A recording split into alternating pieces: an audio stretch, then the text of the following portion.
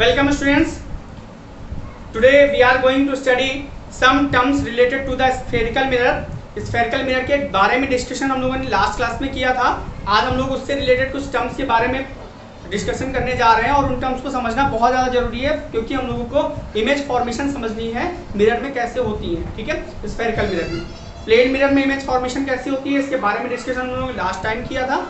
आज हम लोग जो रिलेटेड टर्म्स हैं स्फेरिकल मिरर से वो पहले समझते हैं, फिर देखते हैं कैसे इमेज फॉर्मेशन के क्या रूल होते हैं. ठीक है, चलिए स्टार्ट करते हैं. पहले हम लोग एक सिंपल सा एक कोई मिरर बना लेते हैं. चलिए एक मिरर बना लिया मैंने. ठीक है, ये मिरर बनाया और इसमें हमने आउटर सरफेस पे पॉलिश कर दी.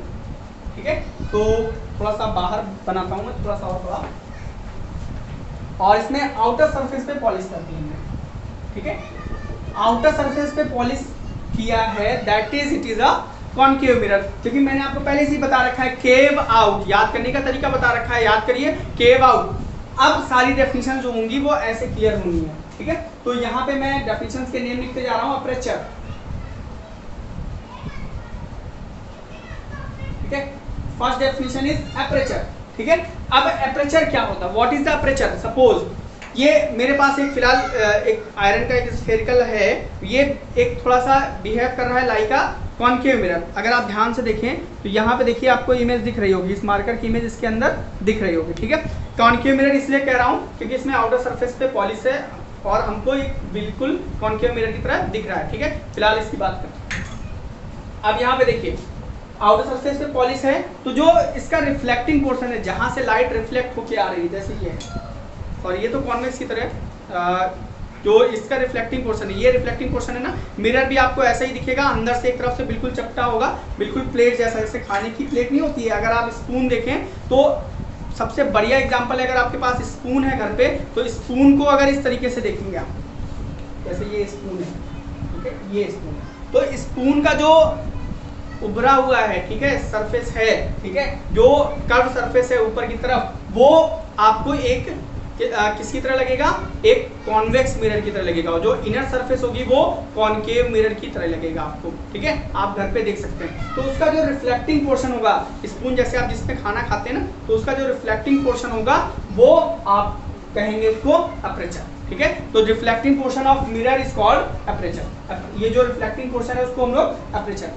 ठीक है, फिर नेक्स्ट टर्म आता है पोल. ठीक है, पोल क्या होता है, इस जो मिरर का मिड पॉइंट है, mid point of the mirror, mirror का जो मिड पॉइंट है उसको हम लोग कहेंगे पोल. ठीक है, अगर सेम बात करें कॉन्वेक्स मिरर भी बना लेते हैं. ये देखिए हमने इनर सरफेस पे पॉलिश कर दी और ये आउटर सरफेस पे है, तो इनर सरफेस पे जो पॉलिश की है यहाँ पे ये अपर्चर है और ये मिड पॉइंट इसका पोल. ठीक है, तो पोल क्या है, mid point of the mirror is called pole. ठीक है, ये सेकंड टर्म. थर्ड टर्म ये देखिए सेंटर ऑफ कर्वेचर.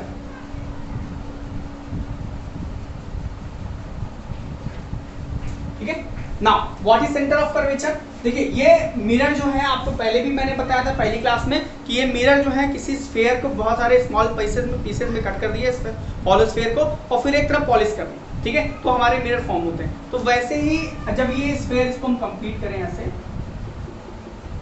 ठीक है, तो इसका जो सेंटर होगा ये, ठीक है, जिसका ये पार्ट है, जिस स्फीयर का ये पार्ट है, उसका जो सेंटर होगा वही आपका सेंटर ऑफ कर्वेचर. ठीक है, क्या होता है, centre of curvature is the point या is the centre of hollow sphere to which mirror is the part is known as centre of curvature. ठीक है, सेंटर ऑफ कर्वेचर मैंने पहले ही बोल दिया, बार बार बोलने की जरूरत नहीं आपको, सिंपली आप कह सकते हैं centre of curvature is the centre of hollow sphere to which mirror is the part. Mirror जिस स्फीयर का पार्ट है उसके सेंटर को ही हम लोग सेंटर ऑफ कर्वेचर कहते हैं. ठीक है, ये होगा. अब फोर्थ पॉइंट क्या है, फोर्थ हमारा प्रिंसिपल एक्सिस. ठीक है, प्रिंसिपल एक्सिस में PAL है, प्रिंसिपल मतलब मेन. ठीक है, यहाँ पे ये है वो आपका वो वाला प्रिंसिपल है जिसको सिद्धांत है. ठीक है, तो यहाँ पे अगर देखें तो इसके लिए भी बना लो भैया, इसको क्यों छोड़ दिया जाए. ये कॉनकेव मिरर है, यहाँ पे कॉनकेव लिख देता हूँ मैं बड़ा बड़ा, और ये कॉन्वेक्स है. ठीक है, तो कॉन्वेक्स मिरर के लिए सेंटर ऑफ कर्वेचर कहाँ है, इनसाइड. ठीक है, आप देखिए दोनों मैंने इसलिए साथ में लिया ताकि हमको डेफिनेशन क्लियर करने में प्रॉब्लम ना हो. तो पोल से लेके सेंटर तक की जो लाइन होती है, देखो जरा ध्यान से, line joining the horizontal line joining the pole and center of curvature is called principal axis. देखिए principal axis क्या है? The line joining the pole and center of curvature is called principal axis. Line joining pole and center of curvature is called principal axis. ठीक है, यहाँ पे एक चीज ध्यान रखनी है कि horizontal line होगी, ठीक है, तो ये आपकी principal axis है। फिर आता है फिफ्थ टर्म जिसको हम लोग बोलते हैं रेडियस ऑफ कर्वेचर।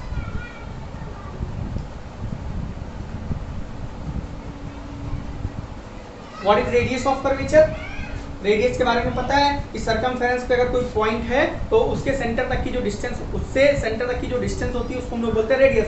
यहाँ पे सर्कमफेरेंस पे ये पॉइंट है, यहाँ से सेंटर तक की जो डिस्टेंस होगी वही हमारा रेडियस ऑफ कर्वेचर होगा। तो distance of centre of curvature from pole is called radius of curvature. ठीक है, अब एक चीज आपको मैं बता रहा हूँ, उसको जरा ध्यान से नोट कर लीजिएगा। जब भी हम लोग कैलकुलेशंस करेंगे या फिर कोई भी प्रूफ करेंगे, किसी भी डेरिवेशन को करेंगे, तो वहां पे एक चीज को ध्यान में रखना है, सेंटर ऑफ कर्वेचर जो पोल है वहीं से सारे डिस्टेंसेस मेजर करी जाएंगे। मतलब चाहे ऑब्जेक्ट की डिस्टेंस हो, चाहे वो मिरर की डिस्टेंस, चाहे वो सेंटर ऑफ कर्वेचर हो, चाहे फोकस हो, सारी डिस्टेंसेस जो है हमको पोल से ही कैलकुलेट करनी है, मतलब पोल से ही मेजर करनी है। ठीक है, चलिए ये हो गया रेडियस ऑफ कर्वेचर। नाउ जो इंपॉर्टेंट टर्म है वो है focus.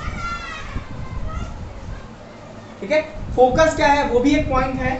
Focus is the point, जैसे एक लाइट रे पैरेलल है, focus is the point from where light rays parallel to the principal axis passes after reflection. ये प्रिंसिपल एक्सिस के parallel एक रे है, एक क्या बहुत सारी हो सकती है, इन्फिनाइट टाइम्स हो सकती है रेज, तो इन्फिनाइट टाइम्स की रे। देखिए अब हम फोकस की बात कर रहे हैं। लाइट रे जो प्रिंसिपल एक्सिस के पैरेलल है वो किसी एक पॉइंट से जाती हैं या जाती हुई दिखती है। देखिए यहाँ पे रियल में जा रही हैं और इस वाले मिरर में क्या होगा, पीछे बढ़ाने पे आपको फोकस से जाती हुई दिख रही है। तो इस केस में क्या है कि अपीयर हो रही है, मतलब लग रहा है कि जा रही है, फील हो रहा है, बट यहाँ पे रियल में जा रही है। तो फोकस जो है वो एक ऐसा पॉइंट है जहां से लाइट रे जो प्रिंसिपल एक्सिस के पैरेलल होती हैं वो पास करती है। ठीक है, तो इसकी जो डेफिनेशन बनेगी वो क्या बनेगी?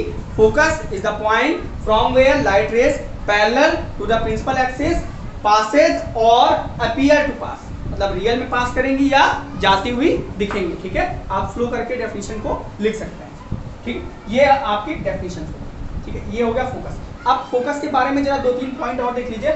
इसका फोकस जो होता है वो मिरर के फ्रंट में एग्जिस्ट करता है। कॉन्केव मिरर के लिए नोट डाल के लिख लीजिएगा, नोट डाल के, for concave mirror focus exist in front of the mirror, for convex mirror focus exist behind the mirror. ठीक है, यही चीज जो है हमको फोकल लेंथ में कुछ चेंजेस को देखने को मिलेगा।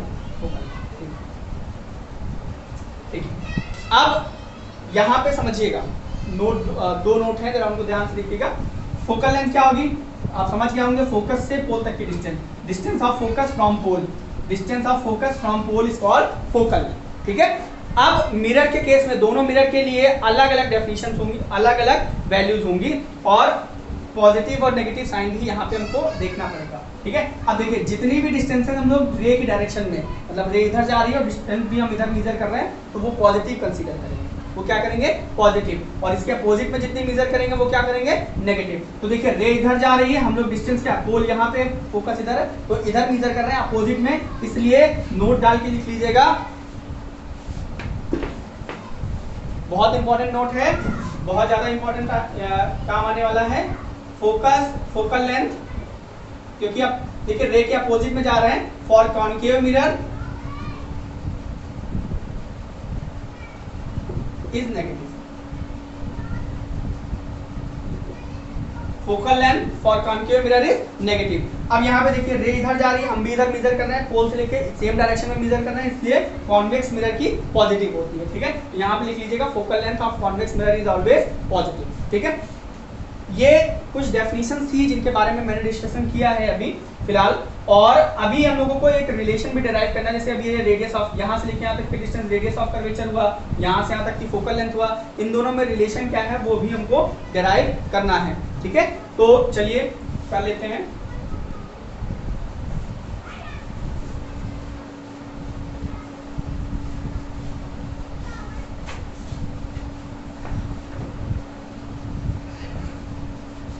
अभी इनको वहीं पे रह लेते हैं। Relation between radius of curvature and focal length.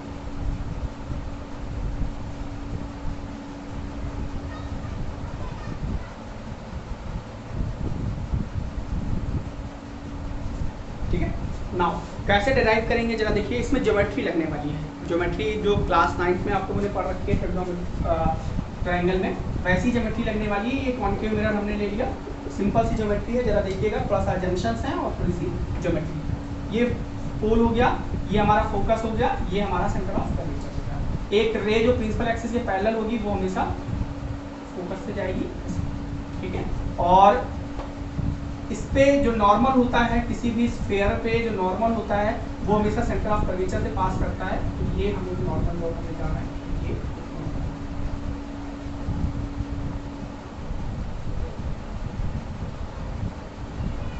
ठीक है। अब इसके बारे में और डिस्कशन भी हम लोग करेंगे, फिलहाल अभी ये देखते हैं। तो यहाँ पे देखिए, ये नॉर्मल है, ये इंसिडेंट रे है, ये रिफ्लेक्टेड रे है। तो नॉर्मल जो इंसिडेंट रे के साथ एंगल बनाता है उसको हम लोग बोलते हैं एंगल ऑफ इंसिडेंस। तो ये इंसिडेंट रे है, ये नॉर्मल है, तो ये इसके साथ जो एंगल बना रहा है उसको हम लोग बोला एंगल ऑफ इंसिडेंस। और जो रिफ्लेक्टेड रे है नॉर्मल के साथ जो एंगल बनाता है उसको बोलते हैं एंगल ऑफ रिफ्लेक्शन, इसको आर, ठीक है। ये पोल है हमारा, यहाँ से चाहे तो परपेंडिकुलर कर सकते हैं, बट नहीं जरूरत है, ठीक है। अब देखिए सिंपल सा मैथ्स लगनी है। देखिए ये आर है, तो ये वाला एंगल भी हमारा, ये आई है, ये भी आई होगा, ठीक है। ये एंगल आई है, ये एंगल भी आई होगा, ठीक है। तो दैट इज क्या होगा, ये एंगल आई, और आपको पता है angle I is equal to angle R होता है रिफ्लेक्शन में। Angle of incidence is equal to angle of reflection. तो एंगल ऑफ इंसिडेंस जो है एंगल ऑफ रिफ्लेक्शन के इक्वल है, दैट इज ये वाला एंगल इस वाले एंगल के इक्वल है। अगर हम नाम दे दें इसको, आई और आर जो होंगे वो इक्वल हो गए। आई और आर अगर इक्वल हो गए तो इसका मतलब क्या है, इसकी अपोजिट साइड कौन सी है, ये सी एफ, ठीक है। और इसकी अपोजिट साइड क्या है, इसको नाम दे दो एम, एम एफ। देखिए इसकी अपोजिट सी एफ है और इसके अपोजिट एम एफ है, ठीक है। तो सी एफ और एम एफ जो होंगे वो इक्वल हो गए, सी एफ और एम एस जो है वो इक्वल हो गए। क्यों, क्योंकि if two angles are equal then opposite sides are the equal, opposite side भी हमारी इक्वल हो गई, ठीक है। तो अब देखिए यहाँ पे अगर अपर्चर बहुत छोटा, मतलब मिरर बहुत छोटा सा ले, तो वहां के उस केस में क्या होगा, P और M जो होंगे वो बहुत पास पास आएंगे। तो P और M बहुत पास पास आ गए तो MF जो होगा वो इक्वल टू हो जाएगा PF, MF जो होगा वो PF के इक्वल हो जाएगा। तो यहाँ पे हम लोग लिख सकते हैं CF इज इक्वल टू, ठीक है। अब यहाँ से P से लेके C, radius of curvature R is equal to क्या होगा, PC, radius of curvature P से लेके C तक की डिस्टेंस। तो R is equal to PC को लिख सकते हैं PF प्लस FC या CF, ठीक है, PF प्लस CF। तो यहाँ पे देखिए CF को हम लोग PF लिख सकते हैं, ठीक। यहाँ से लेके इसको दो पार्ट में ब्रेक कर सकते हैं ना, PF प्लस CF। तो PF को हम लोग लिख दिए PF और CF को हम लिख सकते हैं PF, क्योंकि हमने पहले प्रूफ कर दिया यहाँ पे। तो रख दीजिए, देखिए अब PF प्लस PF क्या हो गया, 2PF, ठीक है। और PF क्या है हमारा, जरा बताइए। पोल से लेके फोकस तक की जो डिस्टेंस होती है उसको फोकल लेंथ कहते हैं, और इसको हम लोग F से डिनोट करते हैं, केवल F से। तो R इक्वल टू क्या हो गया, 2F। PF को हम लोग लिख सकते हैं P से लेके F तक, मतलब इसको F से रिप्रेजेंट करते हैं, स्मॉल f से, ये कैपिटल F है, ठीक है। यहाँ पे ध्यान रखिए कैपिटल F, ठीक है। तो R इक्वल टू क्या मिला, 2F। तो यहाँ से हमको जो रिजल्ट मिलता है वो रिजल्ट क्या है, जो रिलेशन मिलता है, आपको रिलेशन याद रखना है, डेरिवेशन में भले ही आप भूल जाए बट रिलेशन याद रखना है। तो radius of curvature is equal to होगा 2 इंटू फोकल लेंथ, मतलब रेडियस ऑफ कर्वेचर जो होता है वो फोकल लेंथ का 2 टाइम्स होता है, ये ध्यान रखना है, ठीक है। तो ये चीजें थी जो सिंपली आपको याद रखनी है। डेरिवेशन में 10th लेवल पे बोर्ड में नहीं पूछा जाता है, बट आपको डेरिवेशन आना चाहिए, ठीक है। नाउ अब बात करते हैं इमेज की।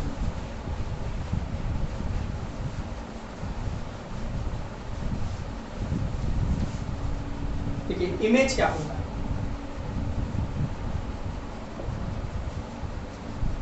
इमेज बेसिकली एक पिक्चराइजेशन है जो आपका ऑब्जेक्ट है। जैसे हम खड़े हैं, हमारी एक इमेज मिरर के सामने जो आती है, ठीक है, मिरर के सामने एक हमारा पिक्चराइजेशन आता है, जैसा हमारी बॉडी है वैसे ही एक कुछ मिरर के पीछे जो है हमारे बनता है, ठीक है, उसी को हम लोग बोलते हैं इमेज, ठीक है। जो पिक्चराइजेशन दिखता है वही हमको इमेज, उसको ही हम लोग इमेज कहते हैं। तो इमेज जो होती है बेसिकली दो टाइप की होती है, रियल इमेज।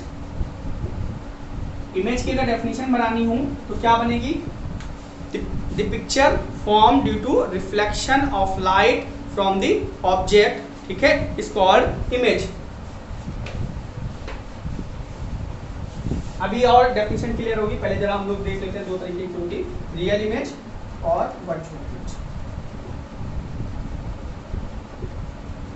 ठीक है। तो रियल इमेज और वर्चुअल इमेज क्या होती है, देखिए ये कॉन्वेक्स मिरर बनाया हमने, सॉरी अभी कॉनकेव, अभी तो कोई मिरर नहीं है, ये कॉनकेव मिरर बन गया हमारा।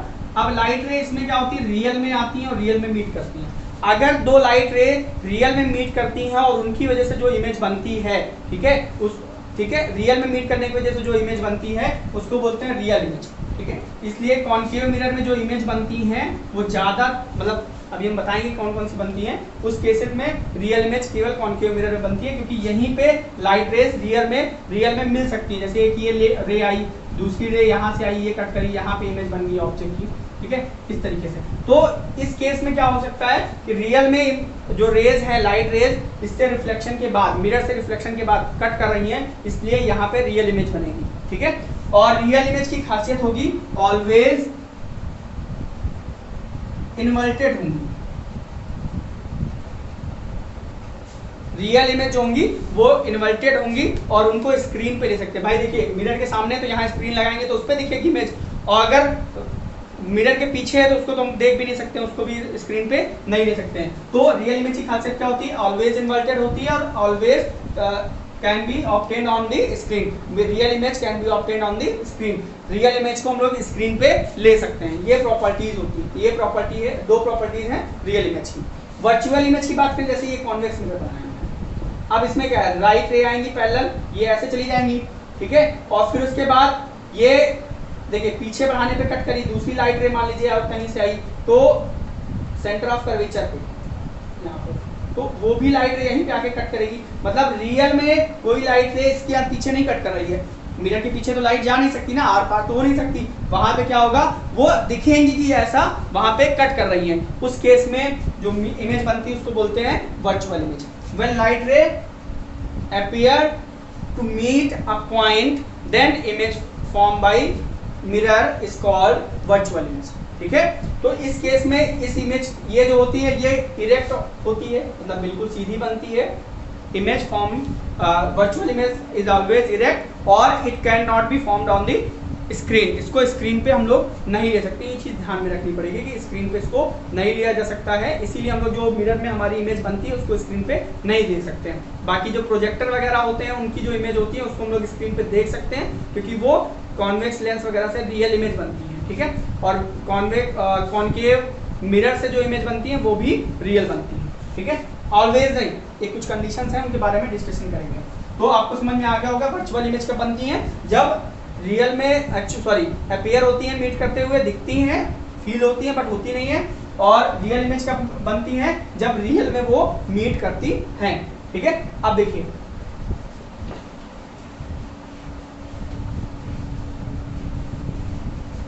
ये तो हो गई दो तरीके।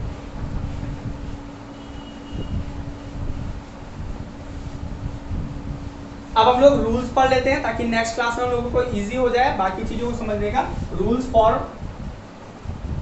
Rules for image formation in spherical mirror. तो पहला रूल है कि लाइट रे जो प्रिंसिपल एक्सिस के पैरेलल होंगी